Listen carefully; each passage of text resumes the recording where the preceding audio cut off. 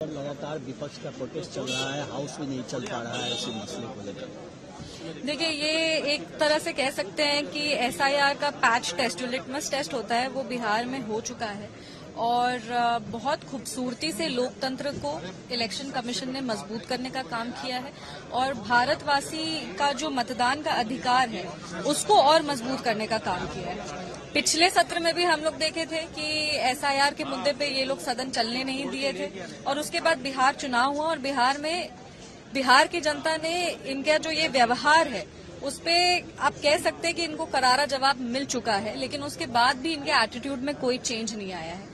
जननायक कर्पूरी ठाकुर जी कहते थे कि जो सदन का समय होता है ना, वो देश का समय होता है, वो देश की जनता का समय होता है।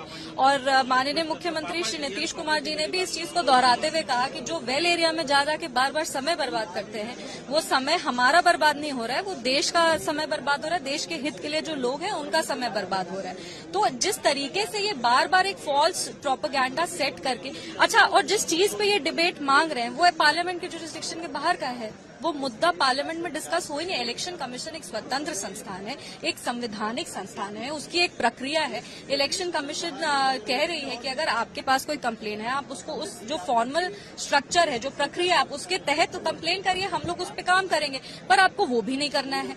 आपको सिर्फ एक परसेप्शन क्रिएट करना है कि आपको एसआईआर के मुद्दे पे आप बड़े चिंतित है, पर ना तो आपको देश से कोई मतलब है, ना देश के जितने भी हमारे भारतवासी हैं उनके अधिकार से कोई मतलब है। वरना इस तरीके से जो फर्स्ट टाइम एमपीज आते हैं उन लोग को सफर करना पड़ता है। हम खुद एक फर्स्ट टाइम एमपी हैं और अभी तक हमको लगता है कि क्षेत्र की जो मुद्दे हैं उस पर कोई सक्रिय चर्चा नहीं हो पाई है, हम लोग अपनी बातों को नहीं रख पा रहे। और फर्स्ट टाइम एमपीज को हमारे यशस्वी प्रधानमंत्री श्री नरेंद्र मोदी जी हमेशा कहते हैं कि सदन में बैठो, डिबेट सुनो, पर ये सदन चलने देंगे तब ना हम लोग कुछ सुनेंगे, कुछ सीखेंगे, कुछ अपने क्षेत्र के लिए कर पाएंगे।